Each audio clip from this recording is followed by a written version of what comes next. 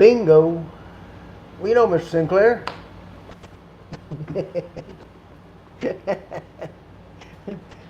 That's not funny.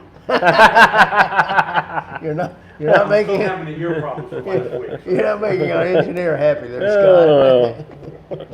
That was good. That was good. try to keep it a little light. You have a good week? No, it's all right. We got a pro sports trial coming up 2 days. Yep. I've been told I didn't get the word out. It's been My out. fault. My fault. It's on Crew. It's on Facebook. Been on the podcast. Yep. It's been out there. Yeah, it's been out there, but you know what? It's Saturday. Registration's at 9:00. If you wanna show up. Carol. I like your shirt, but Oh, thank you, ma'am. it's nice. This is well a little, all this rain we've been having. I thought I might dress like 4th of July, and maybe it'll get dry like the 4th of July. Oh, yes, nice. But Little mojo. huh? Little mojo. Yeah, but there's a downside. There's a downside if you're wearing a shirt like this. Okay. I walked out of the rodeo arena the other day, and 6 Boy Scouts grabbed me and tried to run me up the flagpole. It was you got to be careful around them Boy Scouts, Oh my God. It was terrible. And I told them, boys, you get me any higher, I'm gonna be nose bleeding all over you. So they let me down. Damn it. But yeah, thank you. I like my shirt. Anyway, so we got a bunch of stuff we're gonna do tonight. I hope it's gonna be beneficial to somebody. A couple of things that may enhance your obedience training. Because over the years, we've done hands-on, everyday work with dogs. Not a seminar, not this, not that. Just going out with a lot of different dogs. In my guard dog company, I had on average probably 30 to 35 dogs on the yard every day for 15, 20 years. And we had dogs that just guard dogs.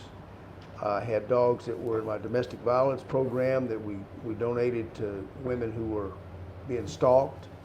None of them ever got hurt, by the way. Trying to think. Of course, we had dogs, team patrols with canine officers, labor union strikes, things of that nature. So I've been able to look at a lot of different things in a dog's mind, and there's a couple of things I don't see on the everybody's favorite source for accurate information, the internet. Oh yeah.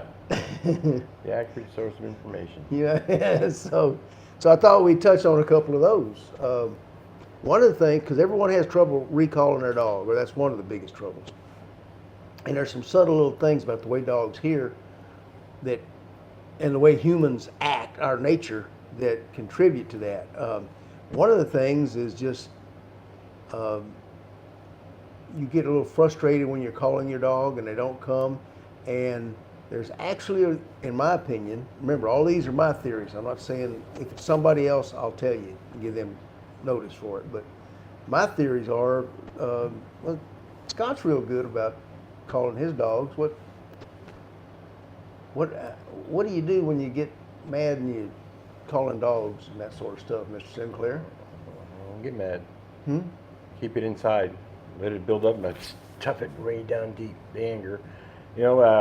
Basically, you have to use your tone of voice is very important. Tone. That's why whistles, dog whistles, sound whistles are perfect for this because they have the same tone all the time. So the command is clear. Now, the tones in the whistles and your voice, calm, confident, needs to go hand in hand with the motion. You have to have motion with that too. You need to move. You can't just sit there and say, "Come here, Fido. Come here." After a while, the dog, after training long enough, "Hey, come here." The dog can come. But when you're training for a recall, take a step back, say the dog's name, get eye contact. And when you have eye contact with a dog, the dog is honing in on you. You make your move. What do wolves do when they want to go somewhere? When the leader says, "I'm leaving," They follow. he makes his noise, yip yip. They look up. He turns around and starts walking away. And what happens? They come a running because he's their leader. Yeah. Yeah. And that motion is what attracts dogs. If you have, all right, the way we see dogs are nearsighted. Okay, so from 20 feet away, they can't really recognize your face. They can smell you and hear your and all, but they don't really recognize your face. But if I'm a dog, I'm sitting here looking at you, and 50 feet away over here is a big old tree, oak tree, and an acorn falls. The way my eyes are made, I pick up motion. That's sensitive to motion. So if you do something real simple, when you call your dog, the minute he looks at you, make a movement. Because a lot of times when we're calling our dogs, they're in the business. I mean, they're sniffing. They're tracking everything that's walked past that point for the last 10, 15 days. There's an interesting thing that they're reading right there. And you've got to do something to break that trance they're in, looking, checking out. Motion will do it almost every time. So, and if you don't believe me, think about this. You can take the best trained dog in the world out to the city park, and you can record your voice saying, "Come here, come," whatever command you use. Stick that, go to the nearest statue of some famous founder with whatever, standing there. Stick that tape recording on that statue. Let your dog wander off a little bit. Turn the volume up on that tape recorder of your voice going, "Come, come, come." I guarantee you the dog ain't gonna run to that statue. He ain't gonna do it. So like Scott said, just you're gonna wait, make sure they're looking at you, and then at the same time you give your command, take a step back. And command doesn't have to be yelled at. The dog can hear real well. 10 times that The quieter the better. To me, you calm, quiet, like you're talking to somebody else. Hey, what, come here. That don't really work well. I gotta start looking at that camera, don't I? Now, yeah, you gotta look at the camera. Hello, America.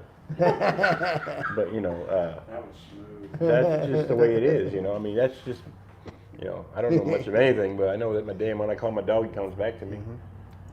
Well, Can I say something? sure. Oh yeah. We had a gentleman that we did the search and rescue for. Mm-hmm. He spent quite a bit of money on training. 4-year-old, border collie, super smart. Could bring the cattle in from 400 yards, bring them all in. Well, one day he just decided he took off. The guy never did anything with a recall. Gone 11 days now. Wow. Can't find it. Wow. All he worked was he learned to work the cattle. That's all the man needed, he thought. He thought, and he assumed that dog would never leave. Didn't work out that way. Told him about the silent whistle, what he should do, because now he's got another cattle dog. I said, you better train her for a recall. And Is part of that is it part of the movement, like you say, you use a hand signal when you're doing things also? right, right. Use that and this goes back to what Scott was saying about the wolves and the yips, yet he turns around and starts walking too. It's movement plus the sound. The sound makes them look. And Movement shows them gets what to gets do. attention, and the Right. movement actually makes them want to come. Right. Here's I mentioned this a couple of weeks ago at a study in Milan, University of Milan in Italy, 15, 20 years ago. They took all these water rescue Newfoundlands and they brought them in with their handlers. Remember that? And they tested the dogs, having the owners give a verbal command and a hand signal. Right. They would, and then they conflicted them. They said the voice command was sit, and the hand signal was heel. And 7 or 8 out of 10 times the dogs followed the hand signal rather than the voice command. So dogs do, body language is their first language. Verbal language, vocal language like we use, that's their second language. So, always use as much if you got a hand signal, if you don't have a hand signal, start using it, and I'd it'll work. I'd rather use a hand signal anyway. I And believe when you use a hand signal and the word, they understand what you want. Once they are conditioned and have muscle memory, they will automatically do it. Yep. You don't With the ever, word. you don't ever have to speak to your dog again. Yeah, you can do both. I like doing just hand signals. Yeah. Yeah. Once you change Once they know into it, it. but, Yeah. you Once know. they know it. Yeah. It's like me. We're training a few police dogs right now, and they may never use them, but I just out of habit, I always prefer a silent whistle. I use it for heel, sit, stay down, all those things, and I rarely have a dog not follow through with that whistle command Some because people- it's so You clear. just vary the. Change the tones. Do you change the rings on the whistle, or you just change like 1, 2, 3 and Well, 1, 2? a little of both. So like when I want them to come, I'm on the number 3 ring, and I just blow a steady toot. Okay. Now if they were coming, and I started using these in my guard dog company, but say they'd done a building search for a police law enforcement application. Say they've done a building search. Some punk's out there hiding in a building somewhere, and he's searching through, and all of a sudden you find out that the guy you get a report on your radio that says, yeah, he's armed, be careful. So now you don't want your dog out there because you were sending him in there. So now you can simply take your whistle. If the guy happens to be, you spot him right there and your dog's getting close, for down and freeze, I don't have to change it. It's still on the number 3 tone.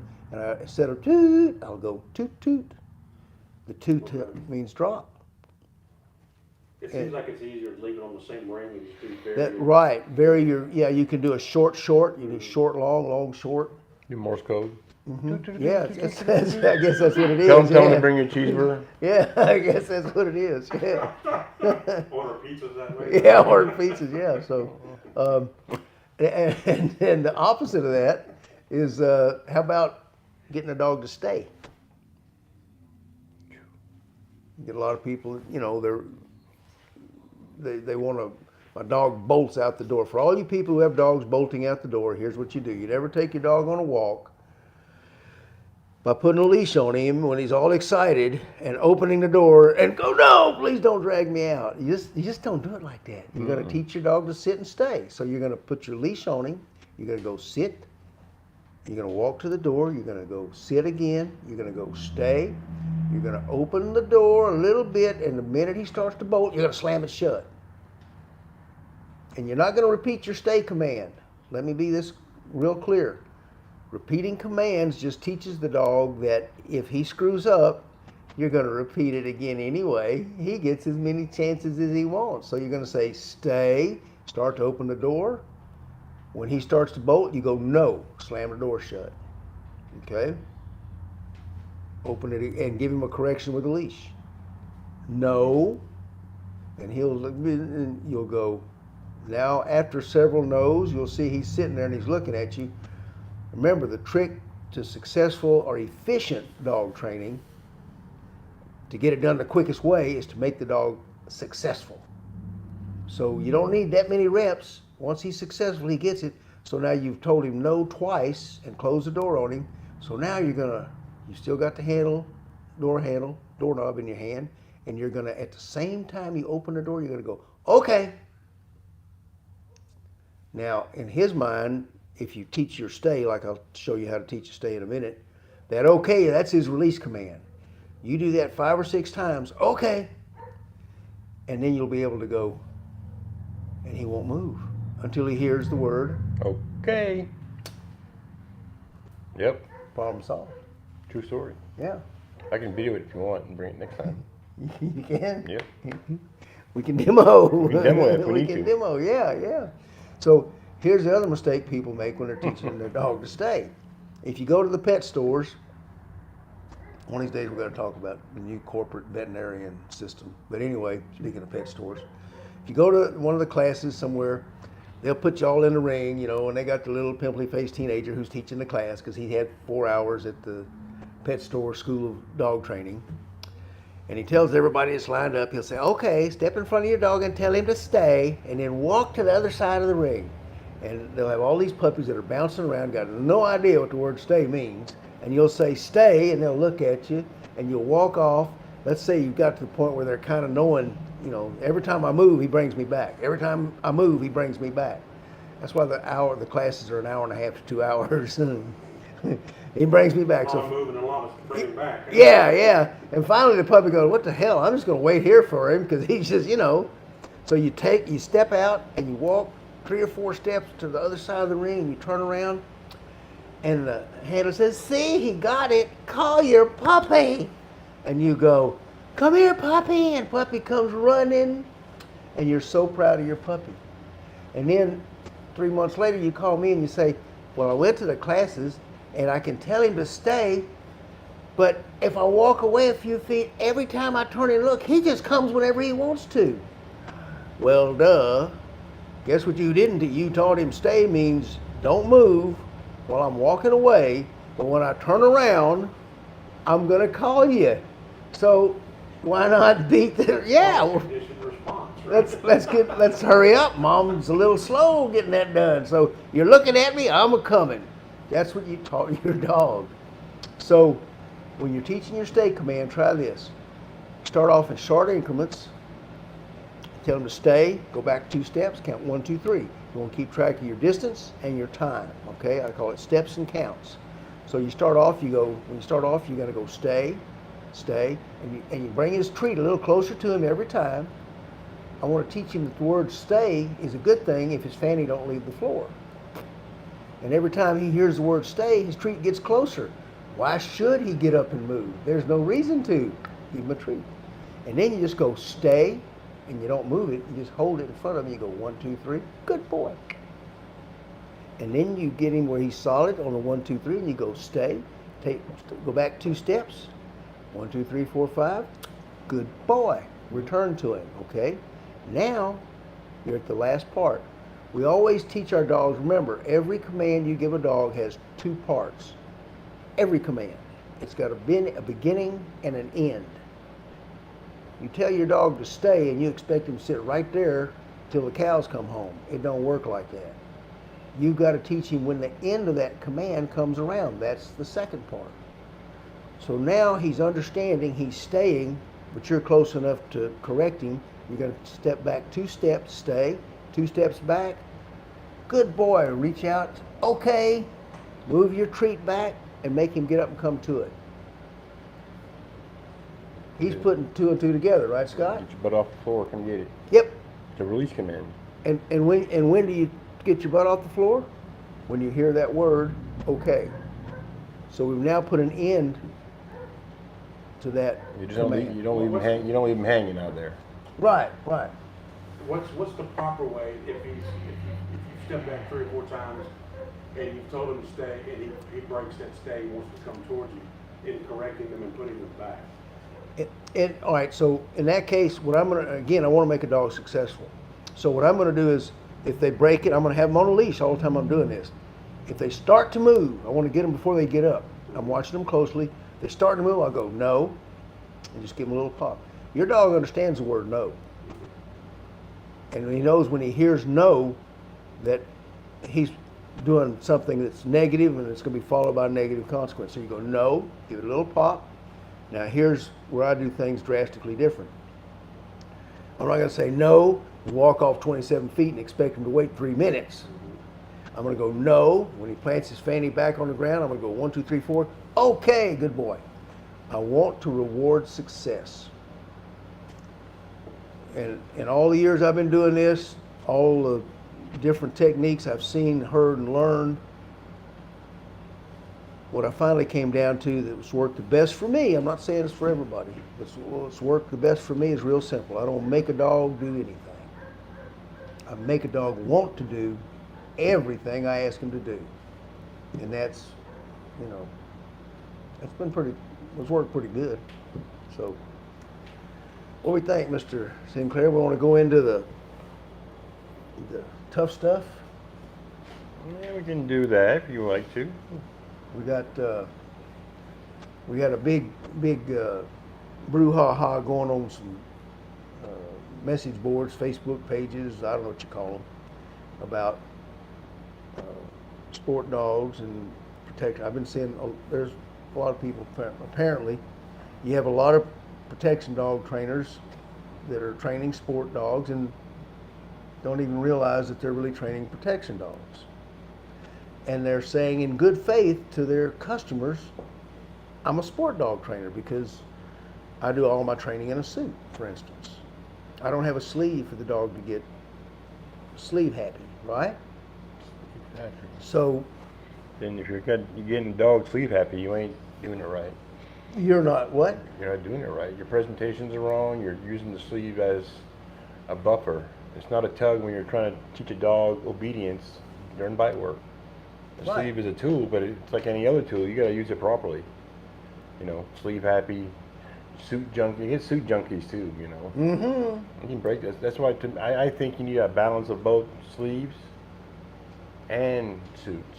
Mhm. They each have their place. Bite development, wedges and sleeves are perfect for building bite development. Right. That's what they're for. And the suit is, I don't think a suit's good for bite development. Not biting No. not biting a person or No.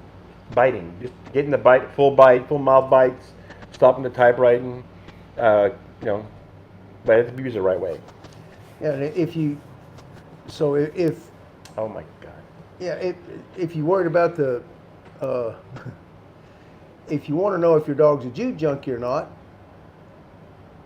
all you need to do is look at the eye contact. Show us that, you got that one picture of Aries and Joey? Yep. This is our future Hall of Fame. agitator of the world here, Mr. There's It's a good shot. Joey Kane, huh? this way. Mm-hmm. Yeah. You can't see Yeah. me. There you go. Look at the dog's eyes and look at the man's eyes. And what you're looking for to tell if your dog is really fighting the man is where are his eyes. I see tons and tons and tons, there you go, of videos of Malinois, the baddest dogs on the planet, we're being, ooh, that was cool. Good shot. We're being told, and they're on a sleeve, and not only are they not looking at the man, they close their eyes. Mm-hmm. They're sucking on that suit like a pacifier. Oh, it's so relief. This dog will never, or is not, a jute junkie. No. He is not, you know, He's not. he's it's no different than, and I do a lot of analogies with boxers, but I think it's something easy for people to understand. When Mike Tyson goes to pop somebody in the chin, he's not looking at their chin. He's looking them square in the eye and he pops it because he knows where to hit. The same thing applies to the way a dog fights. They're looking at their target and then they're moving whatever body parts they have to move to be successful.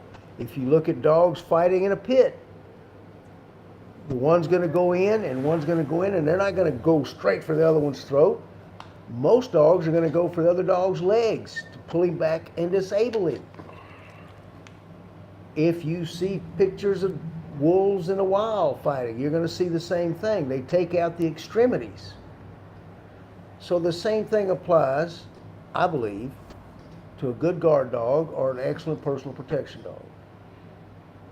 So here's what you need to do. You need to work on how you do your agitation. Civil agitation is always key.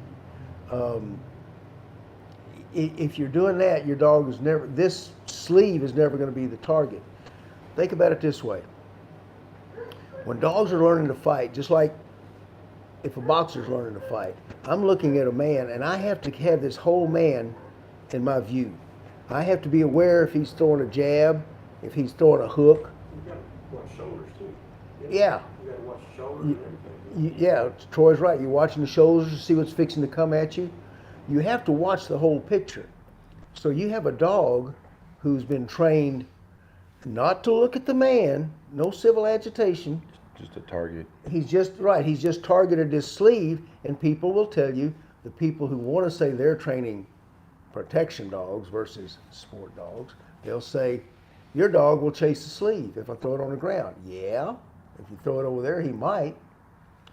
But if you take a really good Schutzhund dog, I don't care what you say about sport dogs, if you take a really good Schutzhund trained dog, good ring trained dog, leave them in your house with no protection dog training, and someone goes to break in, I guarantee you that dog, even though he's a sport dog, is going to take the man with no sleeve on. He's going to take him out because he's looking at the whole picture. And just like that boxer may watch a man's shoulders start to move before he pops that jab, that dog is going to see this person, when he goes towards him, throw up his arms to defend his face, and he's going to take that arm just like he's wearing a sleeve. So sport trained dogs are quite capable.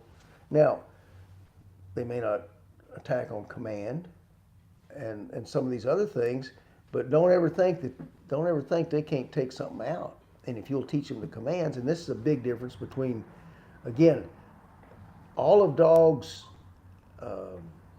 lack of talent or things they can't do are the result of the humans and the way they trained them.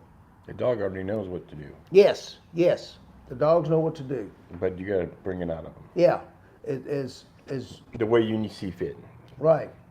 As Tony McCallum, the world's greatest cow dog trainer, in my opinion, and his, always says, dogs are born knowing everything a man wants them to do. All we're doing is telling them when and where to do it.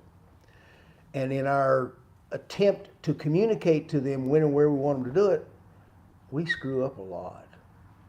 We're getting away a lot, though. Oh yeah, we get in the way. That's a good way to put it.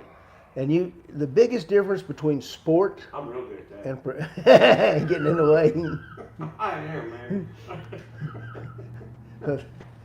I don't know what to say about that, but I won't disagree with You you. don't have, hey, look, you don't have, you can. I got nothing. But I you got got another. I got another. The true, in my opinion, biggest difference between a sport trained dog and a street trained dog or a guard dog is real simple. In the sports, they rely on a routine or a pattern, and dogs are great at picking up routines and patterns. You can't fault them for that. It makes them real easy to train. On a street trained dog or a guard dog, one of my guard dogs, we train them strictly on a command. That's all. We train them enough, we use their drives to excite them till they're excited at the sound of the command. If you do it right, when you give your alert command, they're immediately 100 miles an hour. Okay? So a routine or performance pattern trained dog is going to form that pattern. That doesn't mean he won't do it somewhere else and maybe naturally. It does mean that, you got a good shot that he may not, especially if you're in a situation where you're being attacked by burglars on the street and you're just giving a command to the dog. Because think about it. If you were walking down the street with your 12-year-old and two muggers come up and try to beat you up, you wouldn't expect your 12-year-old to go stop the muggers, would you? And your dog is part of your pack and you're the pack leader.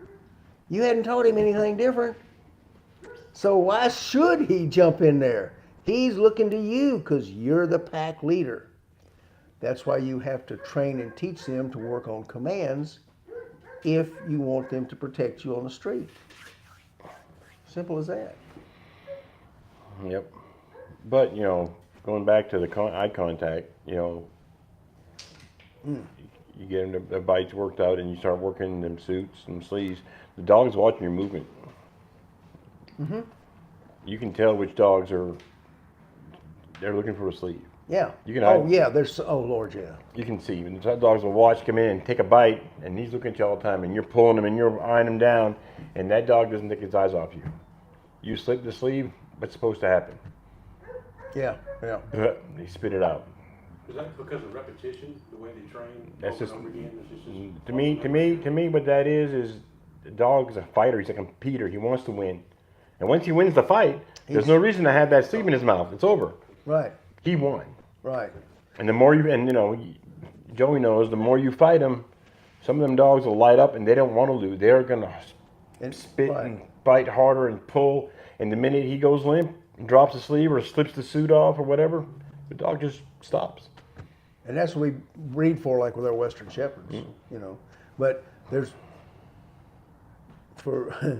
one other thing we want to do before we leave is, this is the most important thing to me. How do you know if the guy, because like I said, these guys who say they're protection dogs, street protection dog trainers, I have no doubt they're sincere, and in their mind, you know, they are, because there's not many people that are ever get in a position to work dogs on the street. Very few. You know, I'm very fortunate in that. I got to do that for 20 years.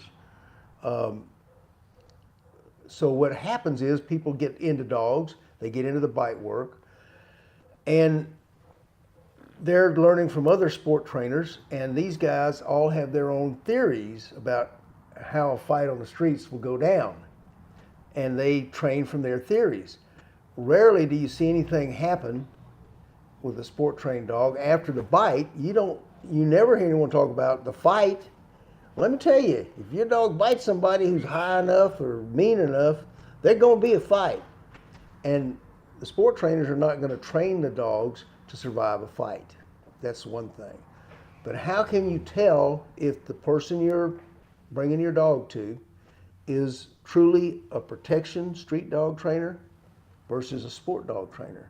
I'm going to give you one quick way to be 100% correct about how that trainer is training, and there will be no doubt ever. Roll this little photo for us, Scott. Is it on? Is it on? We on the screen? Troy? Okay.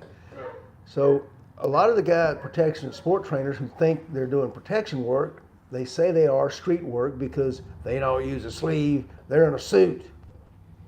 And that means it's like a man they're biting, for real. Except all these people, well, I'm not gonna, yeah, let's look at that jacket. Go back to the whole jacket, yeah. Now, blow it up a little bit. Now you tell me where all the action's been taking place on that jacket. See the other side? Looks like he just broke it out of the box, doesn't it? Before Tide Pods Yeah, and after. Before and after on the commercial. Yeah, yeah. It's all sport bite. Mm-hmm. Now look at the legs. All right, you see all that dirt up and down the legs and all those scratch marks? Mm-hmm. What are those from? They're from a dog that's hanging in the air on this guy's inner armpit, I call it, his bicep. The dog's hanging there, and his back legs are going to keep him up on the bite. So, and from that position, with the dog to the inside of your bicep, and you got him up in the air, he's exerting absolutely no pressure on this bad guy. Yeah, but dog's vulnerable too. And, well, there's the next thing. Scott's got it, because all I'm going to do for any dog who jumps up and grabs me in my bicep is I'm going to throw this arm around the back of his neck, and now I'm just going to fall down, straight down, break his neck. Now, I see a lot of these guys that are doing those bites, and they're picking the dog up and throwing them up. Is that to build confidence on the bite, Butch, or is that just fucking plain No, stupid? that's to show off so that girl in the front row will think you're cool. It has nothing to do with confidence building or anything. No, it has everything to do with getting your dog killed on the streets. Okay. You know, you I don't. thought it might have been to build a little confidence. You throw them on your shoulder and you get down. I can see when they're rolling around in the dirt. I've seen police dogs doing that. Yeah, police You're dogs, building yeah, something yeah, there. yeah. But picking them up and throwing them over your shoulder and bouncing them off a wall or something. That's so the little redhead in the grandstand will talk to you when you get off the field. I mean, if you got a dog on a bite and you can take a dog and slam him into a wall, that's not good. No. You're not teaching the dog anything. No. You're not making him any more mad. Right. If I lost probably a half a dozen guard dogs before I figured out a lot of stuff. I'm just asking. I see quite frequently, and I thought maybe it was a reason. Nope. I just gave you the only reason. That's what I'm saying. Yeah. What was the other one? If you get a dog working, when they see, if you've trained correctly, our alert commands make the dog go immediately. We put up a video last week of a Doberman. You can't see the whole thing, but you can't see the agitator. It's about a 10-foot bucket of dynamite that we use occasionally. And she was working this dog standing out of sight, but Scott, it was his Doberman, and he gave the command to the dog sitting there. And the minute he gave the alert command, this dog hit the end of that leash, and he is completely wired. It's a Pavlovian response. He can't help it. He's going to hit the end of that leash and he's going to take out anything that's in front of him. And that's where we're going with a true street dog. I hope that's clear enough to everybody. What do you think, Carol Ann?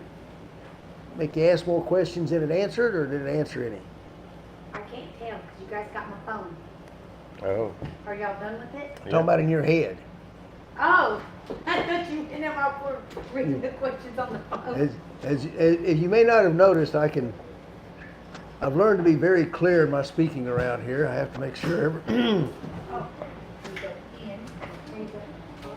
I'm surrounded by foreigners. Carol Ann ain't from Texas. So, I'm not either, but I get here as fast as I could. there you go. So I'll ask Troy. Troy, would we make more questions, or you think we answered any? Well, I think I got my questions answered. Okay. You made some good points about how the dog can, body language thing was a big point I had questions about, and you talk about how a boxer telegraphs his punches. Come on, Mina. A dog can recognize that a lot better than a human can. Yep. Yep. They're so into communication through body language than they are vocally. Right.